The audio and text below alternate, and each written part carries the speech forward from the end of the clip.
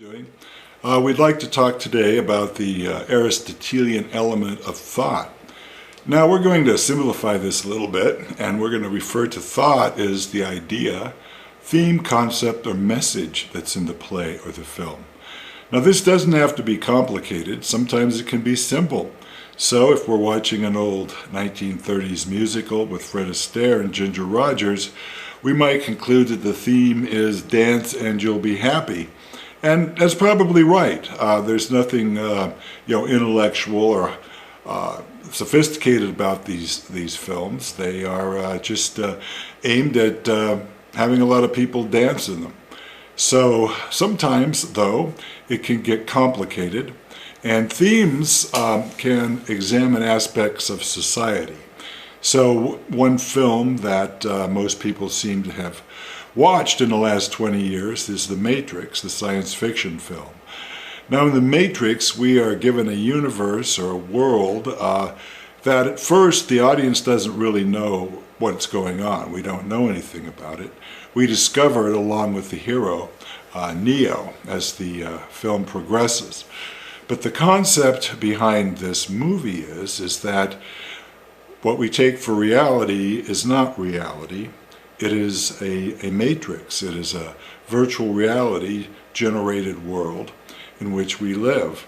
And so as the film progresses, our hero discovers this, and he also discovers that human beings are being used for batteries. They're plugged into the power grid of the computers that generate the matrix, and their brain electricity is being used to generate electricity for the matrix to keep going, to keep its power.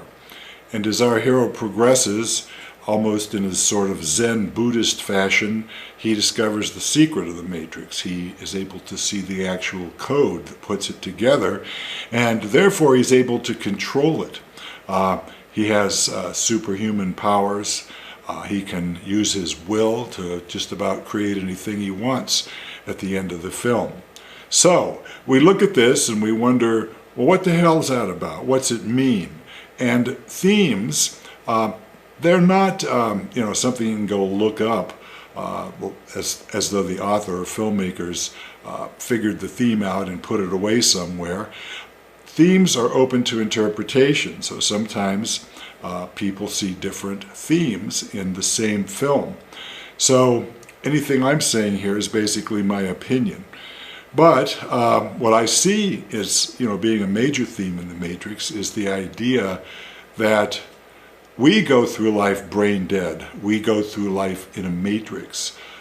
We go through life in a world that we really don't understand, that we really don't want to be in, but we take it for granted and we never challenge it.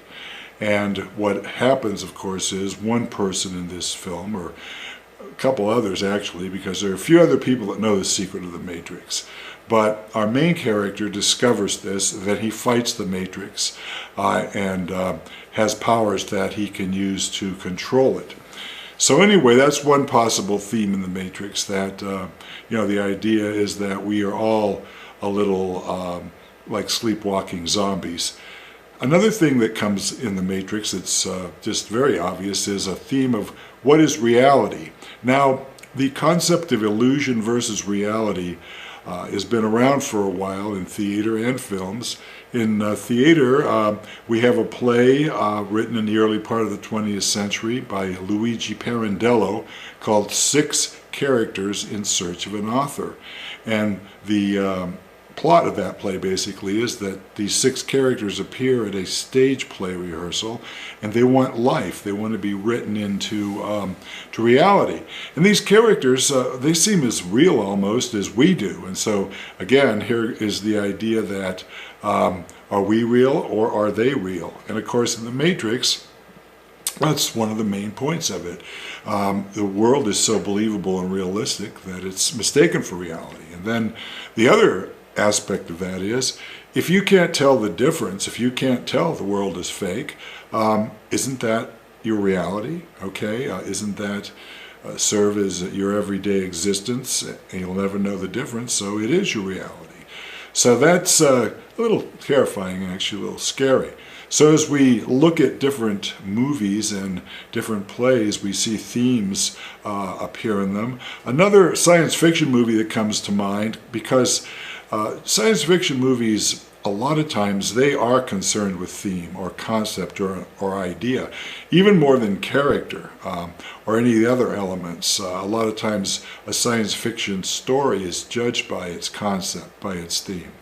So if we look at Ridley Scott's Blade Runner, what comes up in this film is the idea that can we humans build something that's more human than we are, as in a cyborg or a robot. And so we have the idea of replicants in Blade Runner, and replicants they're artificial people, but they are so well developed that they're basically as sensitive as we are. The movie plays around with the concept that some of these they might have souls. They actually have souls. They're capable of emotions, and we have a very kind of terrifying concept at play there. And at the end of the movie, the main replicant actually saves the life of our negligible hero, a person who was basically contracted to hunt down the replicants and kill them.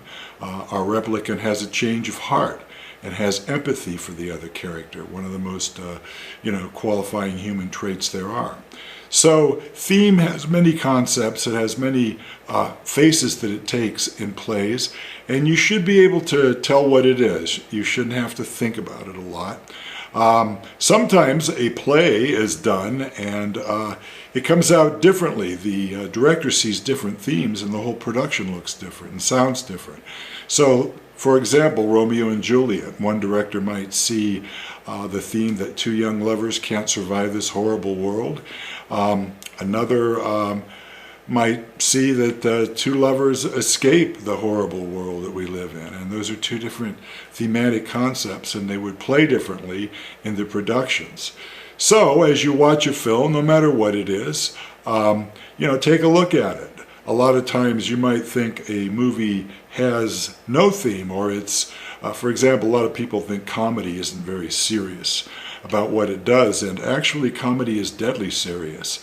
Comedy is usually used to correct social problems, or at least attack them. So we see a movie like The Wedding Crashers, and our hero goes through the film hustling women at weddings, and lo and behold, he falls in love. And he begins to question what he's doing. And then at the end of the film, we find him outcast from his lover and on the skids, so to speak, and he hooks up with a fellow who basically hustles women at funerals. And wow, that's pretty sad. And at this funeral, our hero has an epiphany. He has a keen moment of insight where he realizes that what he's doing is wrong. He goes back to his love's wedding. She's being married, and he, says he's sorry and he apologizes and he asks for another chance. And so basically what we see here is the message that true love must prevail. People must, be married. They must be in couples. They must get together. Doing things like hustling people at weddings and funerals is really against the societal norm, the thing that makes society flourish and continue. And so, comedy is a social corrective. It's trying to tame the wilder impulses in our natures.